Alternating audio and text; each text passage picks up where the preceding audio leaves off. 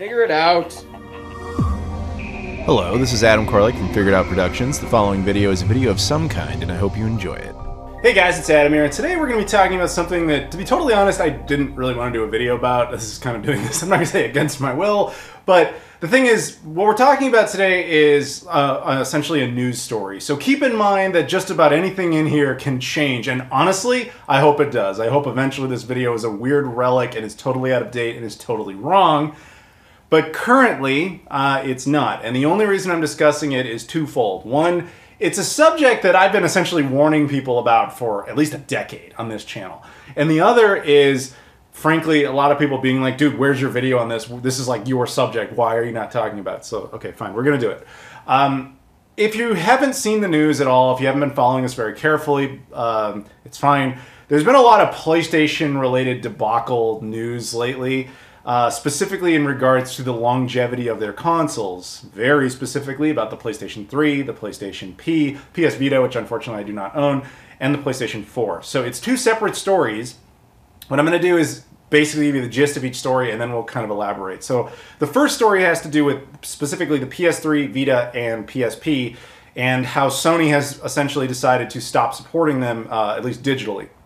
Now, what that really means in practical terms is that they're shutting down PSN support for all three platforms. The PlayStation 3 and the PlayStation P will happen this summer in 2021, I believe very specifically in July. While the PS Vita, that will happen in August. Now, we'll go into the details of that in a second, but needless to say, everybody's kind of freaking out, running around, trying to figure out what to do. We'll go into that in a minute. And then the PS4, on the other hand, is totally unrelated to that, but has a different issue, which has to do with its longevity, because apparently there's a design flaw, which isn't really a flaw because they did it on purpose, that ultimately will brick your PS4 unless Sony fixes it, or I guess if you hack the console. So we'll get into that too. But let's first focus on this side of the story. So basically, the details are as follows. Yes, Sony is going to be pulling PSN support for all three of the platforms I mentioned.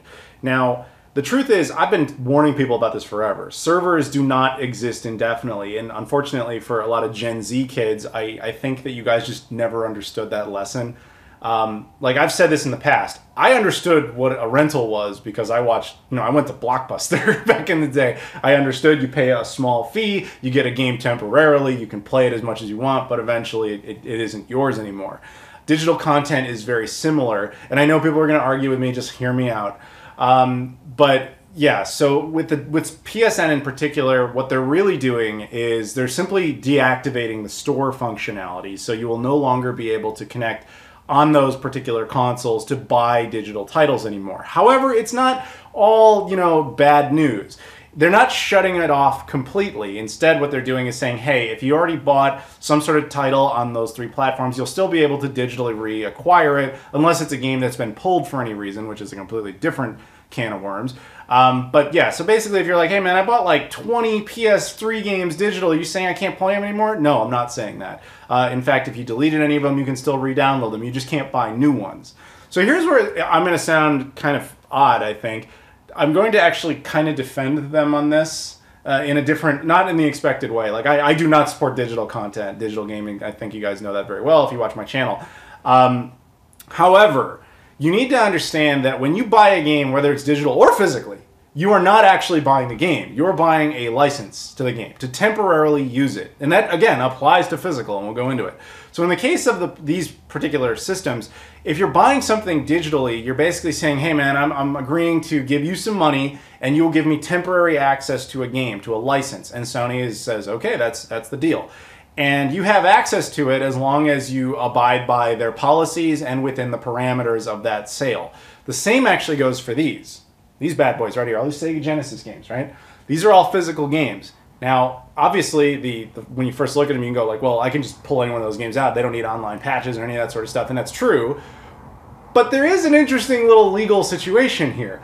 Technically, if I think I bought, like right there, McDonald's Treasureland Adventure. I've talked about that game in videos before. I actually bought this as a kid, okay? So when I bought that, I entered into a legal license agreement with Sega, giving me permission to use that game as long as I, again, followed the parameters. However, Sega was under no requirement to continue to sell that game indefinitely. They don't have to sell stuff like this anymore. Hence, you don't see physical games for the Sega Genesis in new stores. Essentially, this is the digital equivalent of that. Sony is saying, hey, we're no longer going to be selling our games on a store anymore digitally, but you still have access to the old ones you had. There is, however, a big difference. Yes, I bought this game, and the license agreement essentially is still in place, but I technically cannot actually resell this. If you actually look at the back of the box of like any one of these type of games, usually it'll say not for resale. Now, legally speaking, what that means is the license is not transferable. I bought it, I entered into an agreement with Sega back in whatever it was, 1994, that I'm still honoring, and that they're technically still honoring.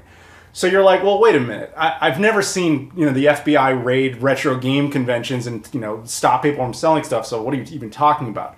Interesting creative legal loophole here, because you're also buying the game. You're not just buying the game. You're buying, let's pull the game out here. You're buying the plastic. You're buying the artwork. You are buying the cartridge. You're buying the board inside of the cartridge. None of those are actually the license. They're just material. You can resell the material. You just can't resell the license. It's not your fault that the game itself happens to go with the material. That's kind of the legal out with physical stuff. However, no such option, legally speaking, exists with digital games because you don't control the distribution system, you don't control the ability to resell it. You have entered into an agreement where it's really just you and them. Because that's always been one of the biggest problems with physical media, and you can see it in the movie industry especially. They really hate physical media because it's a one-time thing. They only get one bite of the apple when they sell it. But with digital, they don't have that problem. And it also costs less to produce and all sorts of stuff. That's a different story. But basically, just like Sega is under no requirement to continue to sell brand new Genesis content, even though I bought a Genesis back whenever, Sony is under no such requirement to continue to sell you stuff online. The thing is, servers can't exist indefinitely because they cost money to maintain. And then you have to deal with continued license renewals. I mean, it's not like every game that's up there can just be immortal. You have to make a new deal with Ubisoft to keep their stuff up there, or EA, or Sega, or whoever is making games on your platform. You have to constantly renew these agreements. And it's just not worth it at a certain point because financially speaking, not enough people are using it. So that's where I kind of understand and defend their decision. But at the same time, that's why I don't invest in digital stuff. It's never really yours. Again, the license to this game is not really mine, but everything else about it is. And the irony there is, like, a lot of those games are used. A lot of the license to those games does not actually belong to me, but the physical material does. Thus, I can still use it, even though, technically speaking, you really shouldn't be able to. So that's, I know that's kind of a tangent, but I'm just explaining the digital versus physical thing. And it only gets worse when you enter into things like Game Pass and whatever, but that's a different discussion entirely. So like I said, it's not all bad news. If you have these platforms and you've been acquiring stuff for them, you can still get the games back for now. That's the other thing. Keep in mind that servers are not eternal. And this is how a company would roll something like this out. They wouldn't just flip a switch and shut all of PSN off and say, good luck to you, your system's all junk now. They do it slowly, chipping away at pieces. And they've been doing that for a while. I mean, if you track any of this stuff, what they do is they take something offline and they tell everybody about it. People get a little pissy for a second, but they're like, it's not that big of a deal because all this still exists. And then they just chip away and chip away and chip away and chip away until eventually there's nothing left. I'll point out some of the great historical examples of online servers. When was the last time any of you connected to the Intellivision's online network to allow you to play the console from the late 1970s? Probably none of you. Sega Channel for the Genesis? How about the Satellaview for the Super Nintendo or Super Famicom? RandNet for the Nintendo 64 disk drive. Actually, oddly enough, you can still play the Sega Saturn online, but that's because it's peer-to-peer. SegaNet for the Dreamcast. The original Xbox Live. GameCube's online system. PS2's online system. The OnLive? The Ouya. When was the last time you checked any of those out? Servers are not eternal. The thing is, they just get shut down. Now, granted, we are in a slightly different era because these are much more digital-dependent consoles, but that's when you're starting to expose the bigger problem. As these consoles are more and more dependent upon online systems to function correctly, they become less and less useful. And we can get back around to that, I think, maybe after we talk about the PS4. But suffice it to say, this whole situation was not unexpected and will probably get worse. So right now they're just kind of telling everybody, like, hey, if we stop selling the digital stuff, the digital games online, there's less people to care about this. And over time, less and less people care. That's the goal, is just chip away at it while less and less people are left to care to fight that battle. But inevitably, there will come a day where they say all online connectivity for the PSP, the Vita, the PS3 is over, just like all online connectivity for the PlayStation 2, the GameCube, the Xbox, and all the other ones I listed is over, aside from like fan hacks and stuff. This is just chipping away at it. So don't think like that it's going to in any way get better. That's the sad part. So how does one fix this? Well, with those particular platforms, there's not much you can do aside from custom firmware hacking, which honestly is kind of recommended at this point, but different thing. Now, the other thing that was kind of floating around with the PS3 in particular is you have to remember that these games aren't just finished when they're on the disc or if they're digital titles. Often they need patches because games are released unfinished now, and they've been that way since really this era. So they release patches to update the games and correct them. Okay, I'm sure you're all very familiar with that process. In the case of the PlayStation 3, Sony already started pulling patches ahead of the finale. In fact, they've been doing that for years, and it's just been like one game, then another just one game, then another just one game. Oh, this game is no longer playable online. This game is no longer playable online. And it just keeps adding up until you don't really notice it. But very recently, there was this big one because they announced this whole thing, and then like 2 weeks later, they're like, here's a whole bunch of games that no longer are going to have their patches.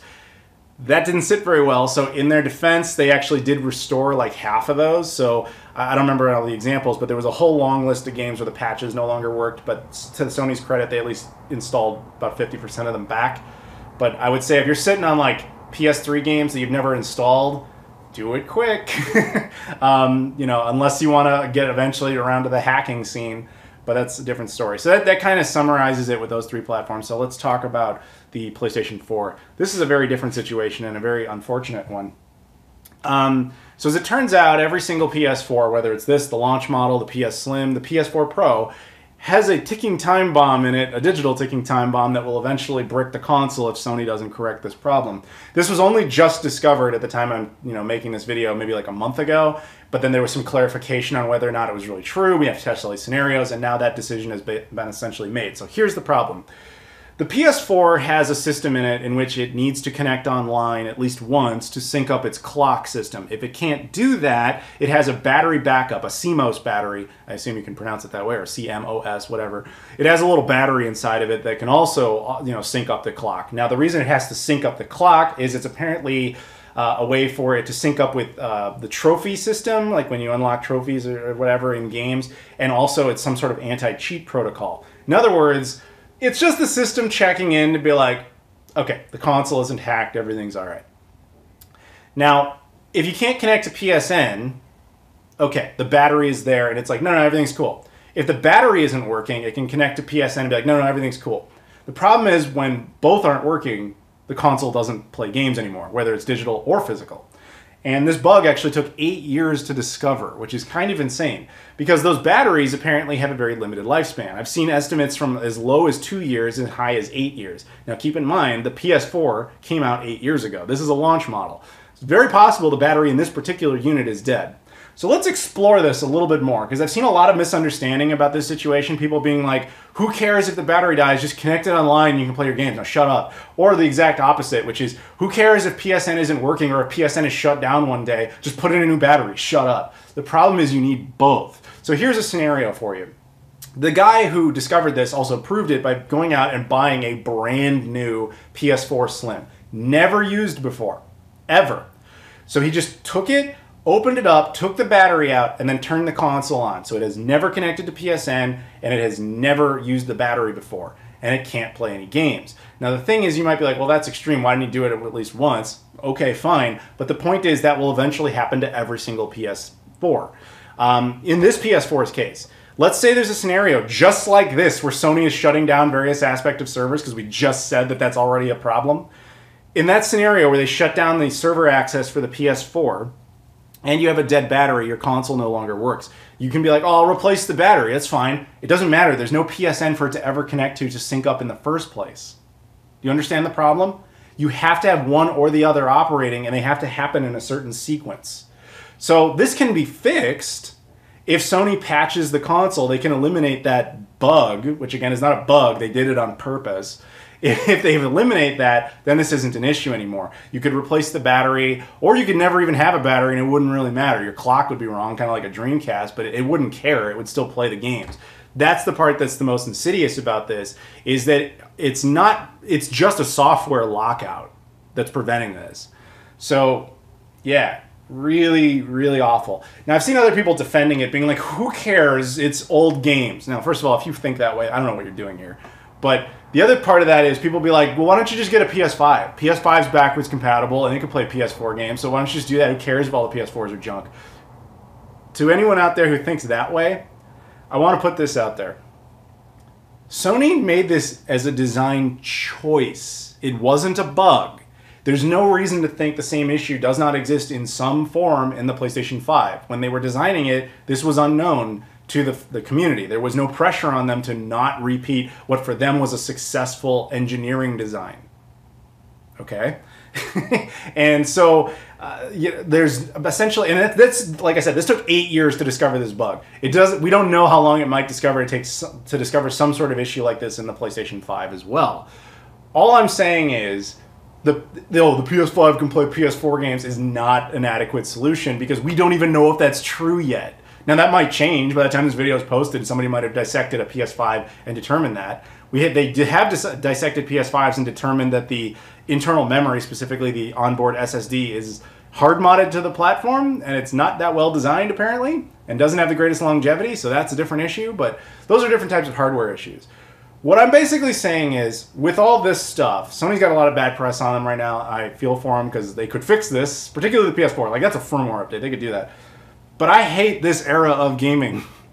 You know, I sit here and I look at all these consoles and I think, like, okay, the PS2 had some online connectivity, but for the most part, it's not really all that affected by the fact that you can't get online with it anymore. It did technically have firmware updates, but they were installed through a memory card, and mostly Sony never used it anyway.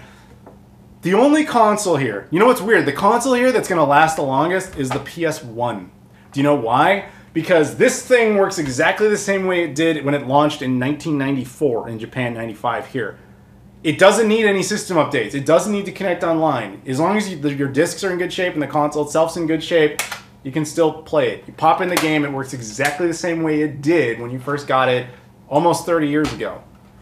This has an intentional bug in it that will kill your console regardless of what you do. How did we get there?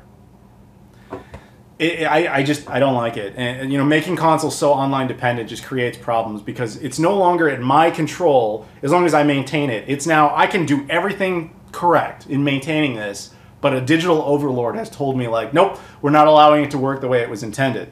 And the irony is, you now have to hack consoles to make them work correctly. Like, you know, I've been talking about the Genesis, right? Imagine if you needed to deal with this with a Genesis. Imagine if you had to modify a Genesis in order to be able to play this game anymore. Like, that would be really annoying.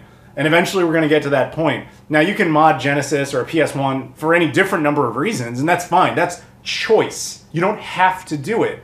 With these, you're going to reach a point, if you just want to play a PS3 game, you're going to have to modify a console in order for it to work correctly. Because even if you have a console that's like, all right, the system's still working, it doesn't need any sort of repairs, it doesn't need to sync to PSN because there is no PSN anymore, and I just happen to have a working unit. Because that's the other thing, your digital games are also locked behind basically a profile system. But if the profile can't be validated anymore, meaning you're like, hey man, I have my PSN account, I'm like GimpBob83 or whatever the hell your PSN account name is, and you're like logged into this one PS3, your PS3 dies, you're like, oh, I'll get a new PS3 and I'll bring my account over. You can't do that without online verification. In other words, you have to start fresh all over again. So you're like, okay, I'll take my PS3 game, put it in there. Maybe the disc itself will work, but you're limited to like the unpatched version unless you system firmware update the console with custom firmware. In other words, hack it. I really don't like how we're getting to a point where you have to hack consoles just to get them to do what they're designed to do originally. Do you understand what I'm saying? I don't like that. And while there's nothing you can really do about it, at the very least, let's apply some pressure to Sony and be like, just update this. I didn't invest in a PS4 and all these games just so you could block out my ability to ever play them. You know what I mean? That's all. That's all I'm saying. And, you know, whatever. We could go into all the issues with things like Game Pass and all the rental stuff. But I think this video is long enough, and that's also not really the point. Just, again, buyer beware on digital. They're trying to sell you on the convenience of it. That's absolutely true. But you don't have as much control over your purchase. And if you're the kind of person who doesn't really care about that, you're like, dude, I just download a game because I want to play it once and I don't care. I don't need to think about if I'm going to play it in 30 years. If that's your mentality, dude, that's fine. But if you're the kind of guy like me who's like, I like to hang on to my stuff, I like to be able to still use these platforms down the road, then digital stuff isn't for you. Anyway, that's all I'm saying. Just keep in mind, buyer beware. Caveat emptor. That's all. Anyway, hopefully this is informative, and hopefully this is out of date. I want this to all be wrong. I want Sony to fix everything, but they're not going to do anything about the PSN stuff. That's a done deal. But you can still win this battle. Last thing, though, I will say, keep in mind, you know, you might be like, well, the PS4 is much younger. It's got many years left in it. It's not like the PS3, which is like super old. I'll put this out there. We now know that Sony's official support for PSN for the PS3 was essentially 15 years, 2006 until 2021. PS3 launched in 2013. It's already 8 years old, which means, but if we use the same mathematical equation there, it's more than halfway through its official life cycle. It only has 7 more years left. Yeah, you feel old, don't you? I'm just saying, please fix that. Sorry for the cut here, guys. This is post-production Adam. And I'm going to keep this graphic up. And I think it's perfectly, I want you to read it. I want you to absorb it. This is the CEO of PlayStation, Jim Ryan. And I think what he says is very telling about Sony's current attitude towards their legacy. And the only reason I'm bringing this up is not just because of this quote. While I was in post-production, I learned about something that I thought was very relevant.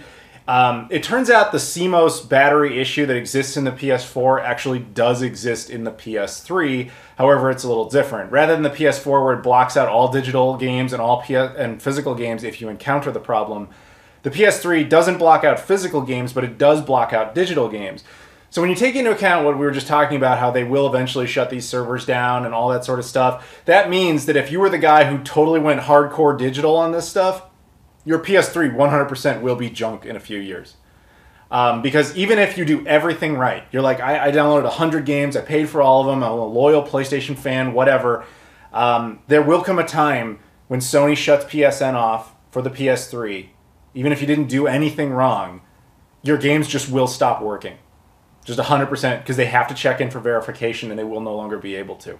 Post-production Adam here again, doing an update in the middle of an update. This is why I hate doing news stuff. I was just informed, although I have no details on this, somebody did in fact dissect a PS5 and discovered that the same Cmos battery issue exists in it.